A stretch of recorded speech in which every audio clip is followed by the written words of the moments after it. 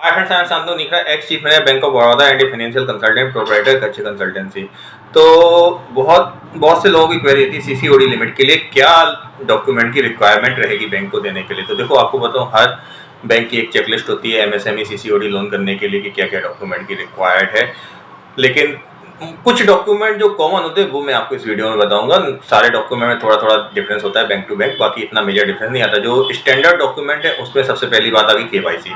KYC में सबसे पहले आ गया फर्म का केवाईसी। फर्म के केवाईसी में जीएसटी है, उद्यम आ गया, आपका फूड लाइसेंस है, ड्रग लाइसेंस, ये सारे लाइसेंस आ गए। फिर आता है KYC of proprietor, partner oblique director. तो उनके केवाईसी का मतलब होता है पैन कार्ड, आधार कार्ड, मतलब उसमें जो भी ऑथराइज सिग्नेटरी है, मतलब प्रोप्राइटर से पार्टनर एलएलपी में पार्टनर, डेजिग्नेटेड पार्टनर और कंपनी में डायरेक्टर, तो उनके केवाईसी पैन कार्ड, आधार कार्ड, फोटो सबकी चाहिए।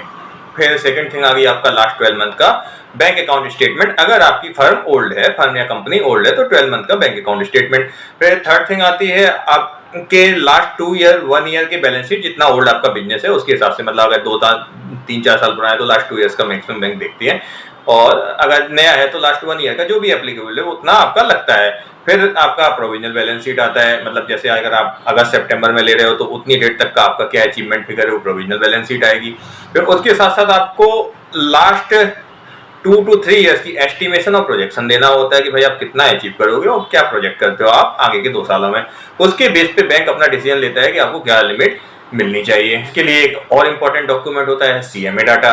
तो सीएमए डाटा आपका कंसल्टेंट या जो भी सीए है, जिसको भी नॉलेज है जो आपके डॉक्यूमेंट लोन की, वो बना देता है, तो आप उससे बनवा सकते हैं सीएमए डाटा।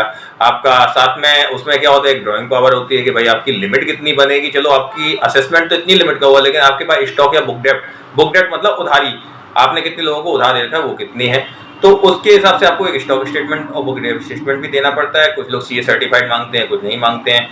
फिर आपका नेटवर्क सर्टिफिकेट हो गया, वो भी आपका CA certified not certified, depend on bank to bank. आपने इसमें क्या कोलेटरल सिक्योरिटी दे रहे हैं उसकी डिटेल, आप एलआईसी दे सकते हैं, एफडी दे सकते हैं, आपका प्रॉपर्टी दे सकते हैं। अगर प्रॉपर्टी किसी थर्ड पर्सन के नाम है तो उसके साथ में गारंटी भी आती है, या कोई अदर गारंटर बैंक ने लिया है तो गारंटर की केवाईसी, नेटवर्क सर्टिफिकेट और इनकम प्रूफ, ये सारे लगते हैं। फिर आता है एसोसिएट कंसर्न। अगर आपकी कोई एसोसिएट कंसर्न है, एसोसिएट कंसर्न का मतलब कि भाई जिस कंसर्न में आपका हिस्सा है, मतलब अगर कोई दूसरे बिजनेस में आपका हिस्सा, तो उसकी जनरल डिटेल मांग लेते हैं, लास्ट 1 ईयर का बैलेंस शीट, आईटीआर और कुछ केवाईसी मतलब बिजनेस प्रूफ मांग लेते हैं। तो ये थे basic document for CCOD limit, और बैंक आपको फिर list of document proper provide कर देगी जब आप जाएंगे बैंक के पास। लेकिन इतने सेट तो आपके पास होना चाहिए तो जिससे बैंक को प्रीलिमिनरी आपका असेसमेंट कर पाए कि आपका कितना लिमिट बैठेगा। और हमारे कच्च कंसल्टेंसी द्वारा भी सीसीओडी लिमिट और ये सीएमए डाटा प्रोजेक्ट रिपोर्ट की फैसिलिटी प्रोवाइड की जा सकती है, और मुझे भी कांटेक्ट कर सकते हैं। हमारे यहाँ बेस्ट रेट पर बैंक कंप्लाइंट सीएमए डाटा और ये सारे डॉक्यूमेंट प्रिपेयर किए जाते हैं। And finally, thank you so much.